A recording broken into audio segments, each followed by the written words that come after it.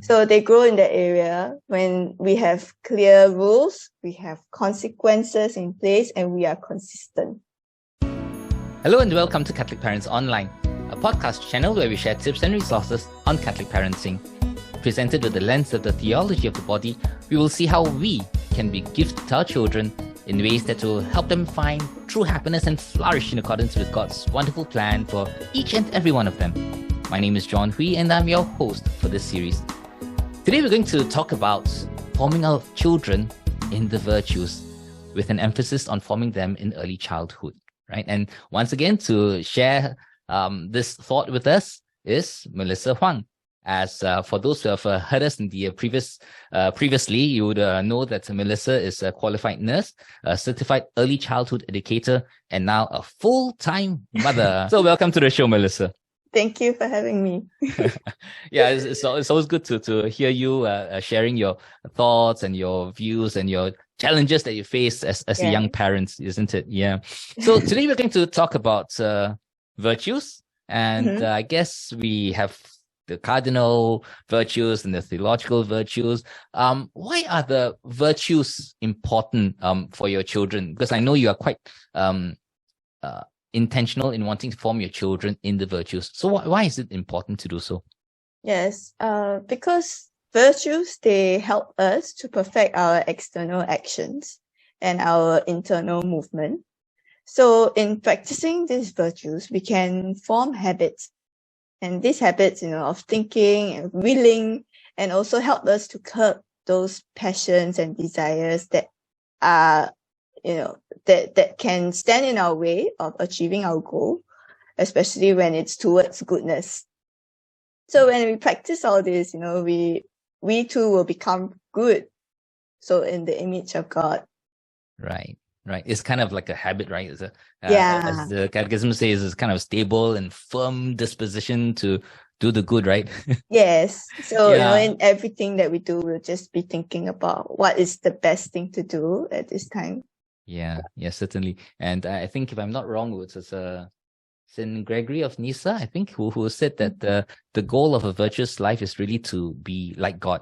Right. And so as Jesus challenges us to be perfect as the Heavenly Father is perfect, so that means the virtuous life. Yes. Wonderful. Well, let's talk about the cardinal virtues, right? Fortitude, temperance, patience, justice, things which many of us, including myself, need a lot of work in, How do you intentionally form your children, your young children in this area? You have, for those who might have missed you in the earlier episode, in the previous episode that you were in, they might have forgotten, or they might not know that you have 3 children aged. Yes, they are aged 6, 3, and they're 3 months. So It's a nice range to talk about. Nice range. Yes, 3 children so far. Yeah, so far. So far. Okay, let's see where the Lord works. Yeah. Okay, so let's talk about the cardinal virtues. So how do you intentionally form them in these virtues? Right. I really think it starts from the beginning, since, every action that we do the virtues are there, And so it might look a little bit different in terms of helping our children to grow in them. So from the beginning, when they're a baby, they are more instinctive, So they would cry when they are hungry, cry when they are uncomfortable. They don't really have that will to say no yet. Yeah. So give me what I want now. Yes. So that toddlerhood, we will talk about that, because I think a lot of people, they really struggle when they start saying no, and they want things right now. Yeah. Many of us adults too, Yes. So if we don't grow from the beginning, if we don't practice it, right, it's going to be even harder when we are adults, because we will have so many other factors. Now it's just, it's limited because, as a child, we're still growing. So now, we got to work on it now. Absolutely. Yeah. Absolutely. So how it would look like from birth is we would first meet the needs of the baby. Let's say, my youngest, who's 3 months. So in the beginning, we would feed when he's crying. Then as he grows a little bit older, he's 3 months now, so we are already practicing this. He is able to wait a little bit. So that's temperance, in place. And he would say, oh, sometimes I'm just like finishing up my dishes, because I can't always be with him. I'm also occupied with other things like the home or like the other 2 older children. Yeah. So he'll have to wait. I say, oh, hold on, give me a second. I'm still talking to him. And wonderful. Yeah, so we don't really rush and then swoop him up and, oh, it's okay. But, we did that for our first. So, so now that we have a lot more in the home, we have more children, more things to do, we realize that we can't. But it's a good thing, because then they are able to wait. Even a few seconds is still waiting for them, and they are young. So that's a long time. A few seconds is a long time for a baby. yes. But we always will respond to the cry. And sometimes we'll say, oh, I'm coming. And it's very cute, because when that happens, our 2 older kids are watching, they're listening, and they'll be running towards him and say, hold on, mommy's coming. So they're talking to him too, and they're learning. Cute. Yeah. So it's never it's never by yourself that you grow. When you interact with somebody, people are also watching, and the children are watching. So like they say, the best gift you can give your child is to love your spouse, and the next best gift you can give to your child is another child.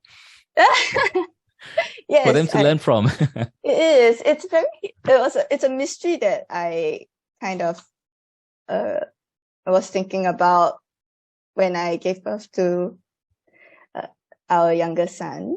So, I was thinking that, oh wow, gonna be challenging. How am I gonna juggle it? But then it came very naturally, and I felt like the 2 kids really grew up, and they were part of that help. They were part of that work, that I had to be doing for this baby, and it was so beautiful to watch. So sweet. Yeah, it was. Yeah. So. And that's how they learn responsibility and caring for others, right? Yes. Yeah. In the sense of justice, that this is your due, which is my care, right? That's right. Yeah. And so, even as a helpless baby, like you're talking about justice, right? Even as a helpless baby, he has dignity, how we take care of him, how we love him, how we shower him with love, it's his due. Yeah, absolutely. Yeah. So in a sense, in a way, you would have created opportunities by making that family time together and being there with your children. And as situations naturally arise, you would be able to, in a way, show the virtues, and in that process, teach the virtues as well. Yes. Yeah. So I think it looks like it seems to me that for you, role modeling is a very important part of the process. Would you like to share a bit about that, about the role modeling as part of the formation of virtues? Yes, I think it is very important, because they really learn from the interaction that you have with them and with others. It might not be them that you're interacting with, but they're also watching you. How you interact with strangers, how you interact with your spouse. Yep. Yes, that's right. So I think that's very important. The spouse one is really, really important, because they're watching you, how you talk to each other. Are you talking to each other with respect? Are you putting mommy down? Are you putting daddy down? That's very harmful. And they would model that. And then you would think, why are you so rude? But a chip off the old block, right? Just doing what you did, mom, dad. Yeah, exactly. So sometimes it really takes a lot of reflection, and if you notice that they're starting to mirror you, like for me, there was this once I kept using the word annoying. So irritating. And my son was using it. I was like, oh no. So I had to curb that down. I had to stop that. Yeah. Yeah. So modeling is very important. They take the good, they take the bad. And the bad, yes. Yes. And so often we fall as parents, Yeah. I mean, I fallen many times in the past, and even as a grandparent and parent now, I still fall, make mistakes. Yes. And I think we just have to be humble to acknowledge our mistakes and try to, with God's grace, overcome them and be better role models. Yes. It's a little bit of like a curve. It's not really straight, right? Yeah, it's just like stock market, So. Yeah. So we always have to be picking ourselves up, and hopefully, I mean, as we practice these virtues, it's easier every time we fall to pick ourselves up again. It's difficult. It requires fortitude, but we still do it because for the greater good, right? For your own soul and also for the children, for your spouse who is part of that. Yes, absolutely. Yeah. And they see it. I mean, they see you falling. Yes. And they see you putting the effort to overcome it. Yes. Right, with God's grace. And they also see us, in a sense, being humble enough to acknowledge that we are not perfect. And we say sorry to them and we actually have made mistakes. So the virtue of humility, in a sense, comes into the picture. And when they, I guess, easier said than done, right? But when they do see us apologizing and really asking for forgiveness, it does make a big difference, doesn't it? Do you think? It does. And we have that opportunity usually during prayer time. Like if I reflected that the day I haven't been the most patient, I would be asking, for patience. And my son has said to me before, like, Mommy, you're not patient enough. Can you be more patient with me? Yeah. So, but he's not wrong. And I'll be like, okay, I'll try. Yeah. Okay. But that comes from a confidence in your response. In the sense that if he had a fear that you would respond in a very negative way, he wouldn't even feedback that to you. He'd probably just keep quiet and move on, right? That's true. So I think that is probably born from the fact that you have a good communication channel with him and that he has confidence in your love for him, your humility to accept what he says, and also your openness to whatever comments come about. So I think that confidence brought about by the time that you spent communicating with each other seems to have facilitated this opportunity for him to even feedback to you confidently in the first place. Yes. So yes, he feels safe enough to do it. That's right. Safe. Yeah. That's the word, isn't it? Feels safe to really feedback to parents. Yes. And he knows also that, I mean, when we are telling him, when he is making the mistake, he knows and he would cry because he feels guilty. Like it's like, I want to be better.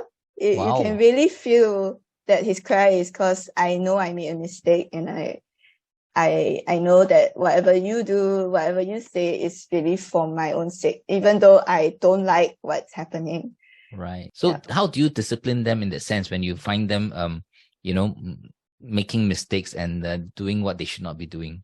Yes. Or not doing what they should be doing? So I think for children, especially younger ones, let's talk about like toddler age, their desires come out really strong. Like when you were saying that I want it now, I want this, and they want to dictate everything, and suddenly they have a will, like, from being fed and everything being done for them, suddenly, oh, wait, I want to do this on my own, or I want to eat, let's say, chocolate. I don't want to eat dinner, I want to eat chocolate. Yeah. That sounds like me. Okay, never mind.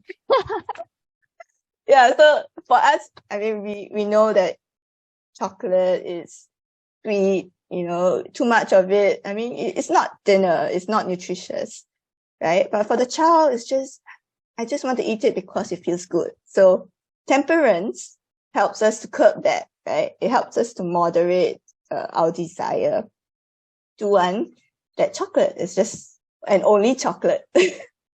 Yeah, so for kids, in terms of food, drinks, and I would say like stimulation, Sometimes screen time, Mm-hmm. stuff, all this will come out. I think it's very familiar. It's very common nowadays that parents are struggling in that way, and then sometimes it's easier to just give in. Yeah. Just take it. I Right. agree. Okay, just give me the peace and quiet and do what you want to do. I just want some time out. Correct, yeah. And I understand because it's so tiring. Sometimes if let's say you're a working parent, you come back, all you want to do is rest, right? Yes. And for me, I'm working on the house. It's just all the time, attention on the kids, attention on the house. And so sometimes I also just want to rest. So I know how difficult it is. But when we do that, when we just give in and we know that that's not good for them, it just deprives them of that opportunity to grow in that virtue. And it's harmful for them. Yeah. It so, is. Yeah. But it takes a lot of effort. With It all the does. tiredness that we experience as parents, especially those during those early childhood years. Yes, it's very trying, and their energy seems like no end until like the end of the day. Yeah. So I can really relate to that tiredness. Yeah. We really wonder where all our energy would have come from as we go through the journey of parenting. Yeah. Had reserves that we never thought had existed in the first place. Indeed. Sorry, I interrupted you. You're saying something like just now. Oh, so like you said, it's very difficult, but it's necessary. So what we do for young children is we really give them very clear rules when it comes to things like food, or things that screen time, things that you feel like a tantrum or meltdown can come. Right? So we give them clear rules, For example, you want that chocolate? Yes, you can have that chocolate, but we have our good meal first. Good meal, nutritious first, right? So very clear, simple rules for toddlers. Not too much. Like, vegetables is good for you, blah blah blah blah blah blah blah. No, it will just be too much. That one when they are older, like preschool age, is It's okay. My wife says the same thing to me too. Have a good meal first before you have your chocolate. So it's simpler that way also, right? Isn't it? Yeah.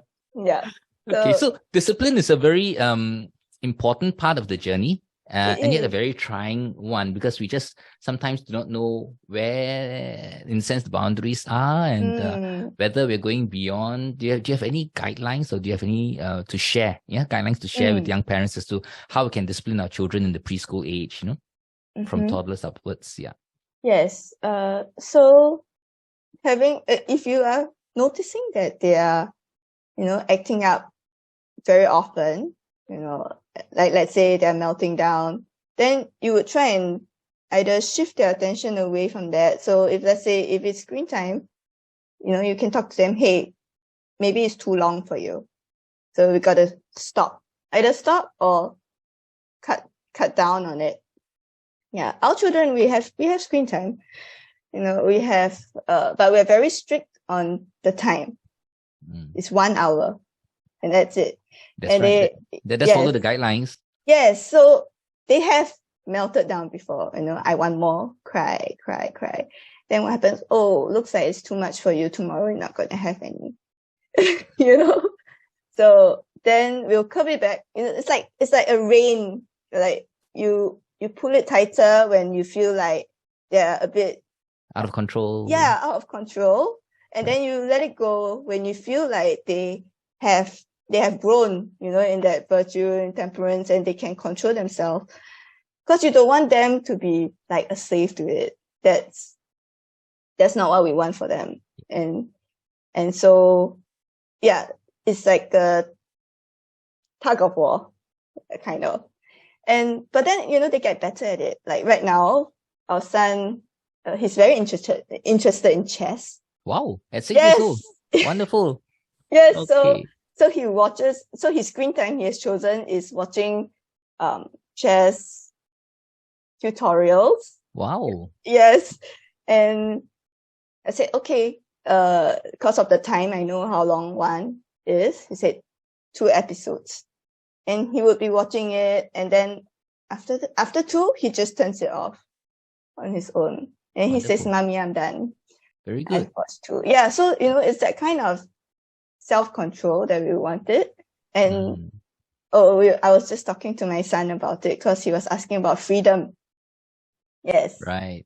Yes. And then, so self-control, discipline gives us freedom because we won't be a slave to whatever that is put in front of us, that we have to take it. We have to watch more. We have to eat more. We can't control ourselves. So then that's not really freedom. Yeah. Right. So when I was talking to him about it, he was the one who said self-control, which I was Very good.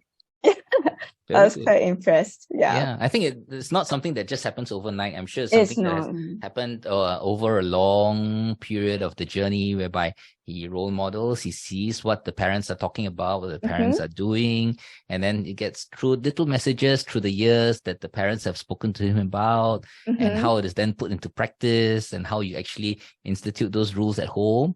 And there have been ups and downs. I mean, like you said, there have been meltdowns and so on. Yes. And we'll deal with that in a calm, sort of way that helps them to know that, okay, you're disciplining them not because you're emotional or upset, but because you know that you're doing it because it is for their good, that kind of thing. And then over time, they slowly, imbibe these virtues, right? Yeah. So they know exactly what the consequence is. And so they have to, tap on their on prudence.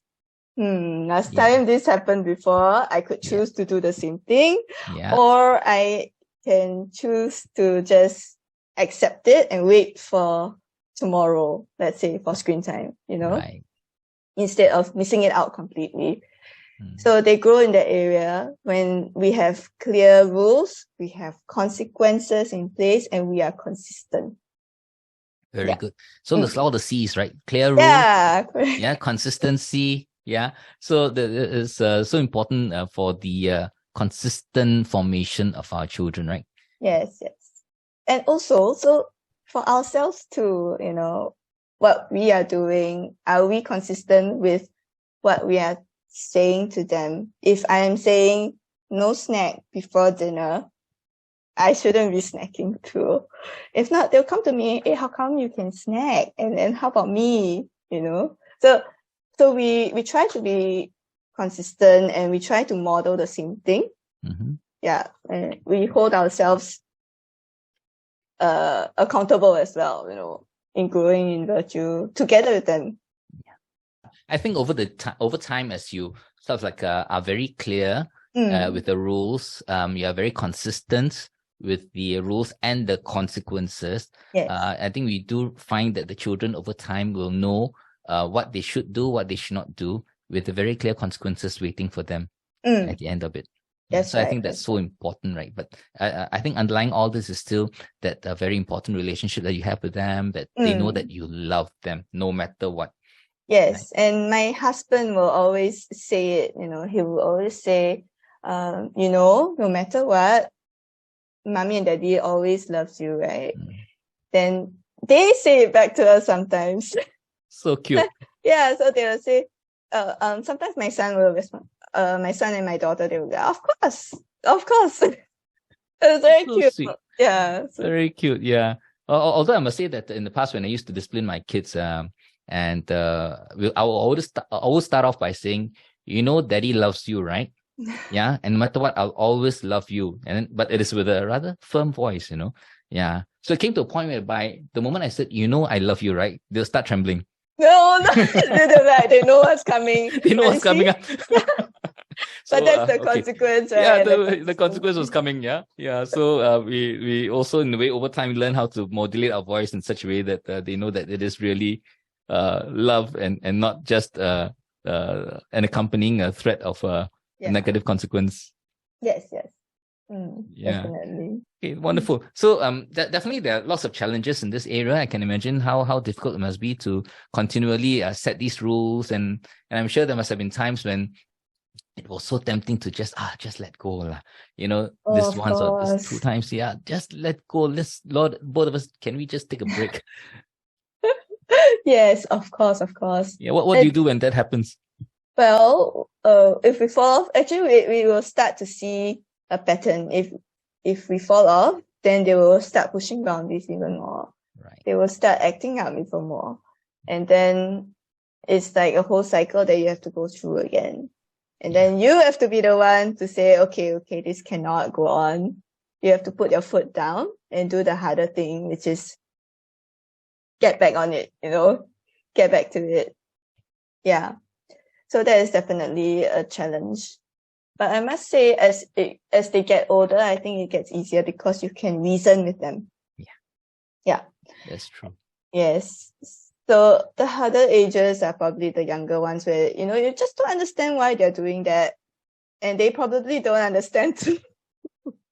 Yeah. So actually at this point in time, right, are there any resources? It looks like it's a very wide, huge topic, this thing about discipline and forming our children in the virtues, right? Do you have any resources you might want to share with our listeners in this area of discipline and virtues? Well, when I was preparing for this, I actually came upon this YouTube page. Mm-hmm. It's the Thomistic Institution. Thomistic Institute, right? With the Dominicans. Yeah, Institute. Yes, the Dominicans. So my brother-in-law is the one who recommended me to watch them. And I really had a clearer understanding of the virtues and how, we already practice it, but sometimes it's just like putting it into the respective virtues. Yeah. And of course, that is very, very helpful. Mm-hmm. So they have a whole series on virtues. Good. Yeah. And you could tap into that. Yeah. We'll probably put them in our show notes. And the CCC, of course, Yes. Certainly. Yes. As we are about to end off this episode, do you have any tips that you'd like to share with our listeners, our other young parents, before we end here? Well, growing in virtue is something that we have to keep doing. It's a practice, and we have to rely a lot on God's strength as well. And we must not forget that, because as soon as we think that we can do it on our own, that's where we go. Yeah, absolutely. Yeah, absolutely. Yeah. So be patient with yourself, and also keep praying, keep trying, and look for support if you need as well. Because it's difficult. It is. Yeah. It is. Yes, I fully agree with you. So it looks like what you have just shared with us is very pertinent. Making sure that we ourselves have a good time and relationship with God, who is the source of our strength and the source of our virtues, right? Yes. And having that, we be patient with ourselves, because this is a journey. As we carry the cross, we will stumble along the way as well. But know that the Lord is there still with us on this way of the parental cross. And then we will just have to pick ourselves up and have that fortitude and courage to just move on, right? Yes. And really to pray and trust everything to our Lord in this mission, right? Indeed, yes. Yeah. Well, thank you so much, Melissa. It's been a wonderful time chatting with you. And I'm sure our listeners would have had a wonderful time listening to you and really getting a lot out of this conversation, I'm sure. Yeah. Thank you very much.